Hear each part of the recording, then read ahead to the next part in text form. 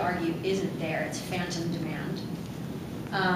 And we can lock ourselves into a future where people are going to pay more for water than they've ever paid and not have the flexibility to use less and pay less. You're going to be paying that amount of money no matter how much water you use. And it'll be a real affordability issue.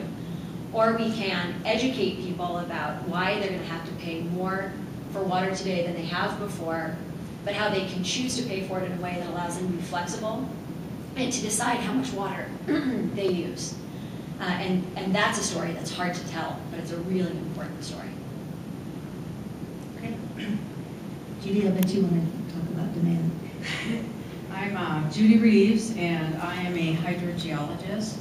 I have worked most of my career on the southern high plains on the Ogallala Aquifer.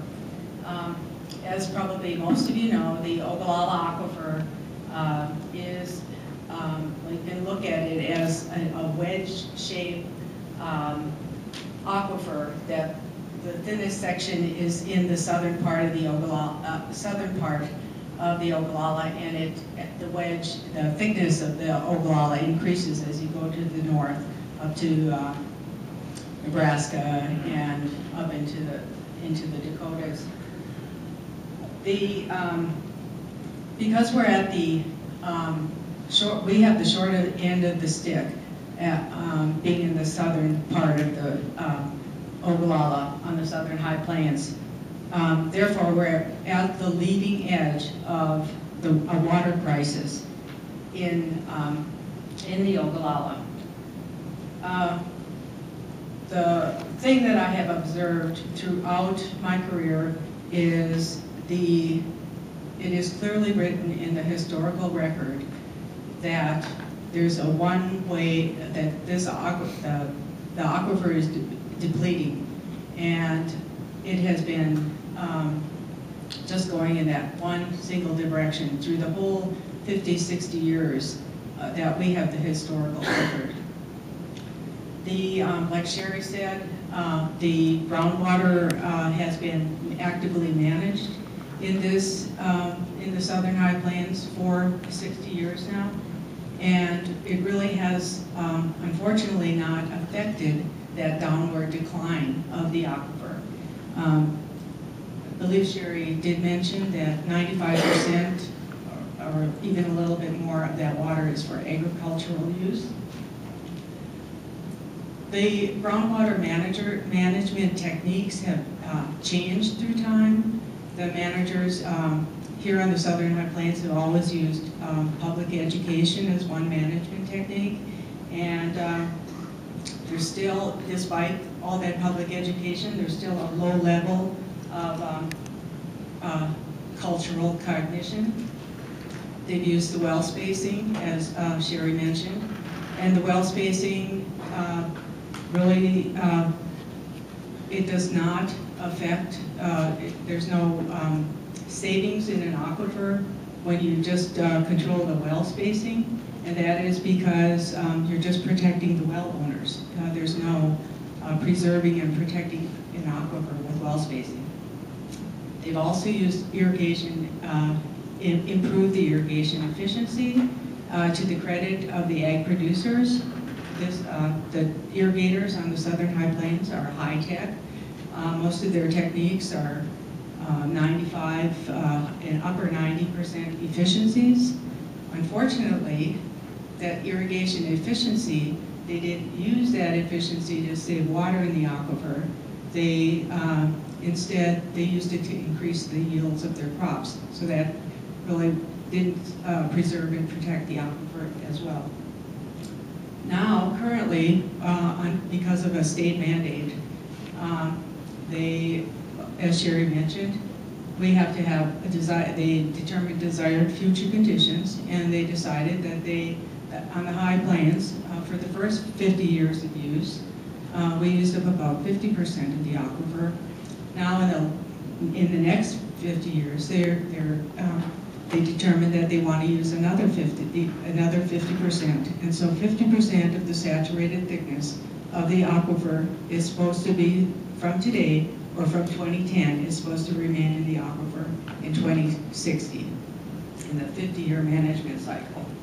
So I did prepare a handout. It's sitting at the back, and this actually shows their production limits that they have designated, and I compare it and I translate those production limits to saturated thickness, depletion of the aquifer, and I do not see that with their designated production limits that there is going to be, they will meet their goals of 50% reduction in the future.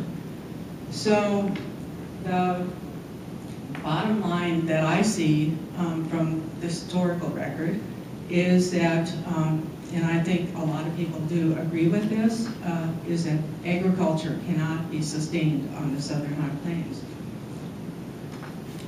One of the things that we need to do is look at, the managers have always, they're not looking at sustainability of the aquifer, and we do need to look at the future and look at sustainability. I feel that I'm not anti-agriculture.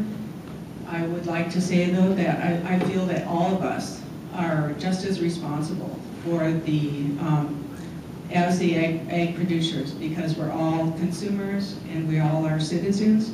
So as consumers and citizens, we have the ability to make better choices. I just heard that 40% of the food we use is waste, or we on the table is wasted. So we need to make better food decisions. We all have closets full of clothing we don't need. We need to make good decisions as consumers and as citizens. We can elect people who will look into the future. And on the Southern High Plains, I really think that we need to start talking about what is the next economy that is going to be able to sustain the aquifer on the Southern High Plains. Thank you, Judy. Earlier we said that I guess the impression that I got from you, Charlene, was that you think the environmentalism movement is causing people to use less water, right? They're becoming more conscious of their footprint. I think that I think it's less about decisions that people are making, and it's more about policy choices that were made a couple of decades ago that have taken it out of the hands of the consumer to use less water. So you look at, there's a 1992 Energy Act that required more efficient dishwashers, washing machines, the rest of it. That has had a really substantial impact on declines in indoor use without the customer ever knowing it. When you go to Home Depot or wherever else to buy a new washing machine, you are buying a washing machine that uses less water than the one you bought 20 years ago. That's gone a long way. The big challenge for water systems is, depending on where they are, between 50 and 80% of their water sales are used to water lawns. So that is very much at the discretion of the customer. And there are ways of adapting the way that people make choices there. Pricing is one of them.